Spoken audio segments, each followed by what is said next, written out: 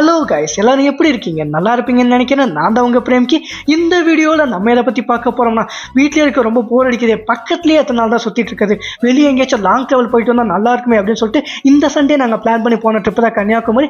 சீரியஸாக சொல்லணும்னா எனக்கு வேறு லெவல் எக்ஸ்பீரியன்ஸ். ஏன்னா இதுதான் எனக்கு ஃபஸ்ட் டைம். நான் ஸ்டே பண்ணியிருக்க இடத்துலேருந்து கன்னியாகுமரி பீச்சுக்கு போகிறதுக்கு அப்ராக்சிமேட்டாக ஒரு 105 கிலோமீட்டர்ஸ் ஆகும். காலையில் 10:30க்குலாம் வீட்டிலேருந்து கிளம்பிட்டு, ஆனால் கன்னியாகுமரி பீச்சு போகிறதுக்கு ஈவினிங் 4:45 ஆகிடுச்சு. என்னடா சொல்கிறேன், அவனை என்னடா பண்ணீங்க அப்படின்னு கேட்பீங்க.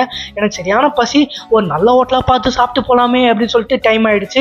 என்ன சொல்கிறது, சோறு முக்கியம் இல்லை. ஸோ எங்களால் திருவள்ளுவர் சிலை அப்புறம் விவேகானந்தர் மண்டபம்லாம் போய் பார்க்க முடியல. 4 மணிக்கெலாம் க்ளோஸ் பண்ணிட்டாங்களாமே.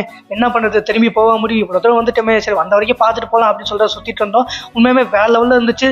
ரெய்னி சீசன் தான், ஆனால் லைட்டாக தான் மழை பெஞ்சிட்டு இருந்துச்சு. நான் ஃபஸ்ட் டைம் ட்ரை பண்ணியிருக்கேன் இந்த மாதிரி வாய்ஸ் ஓவர் கொடுத்து.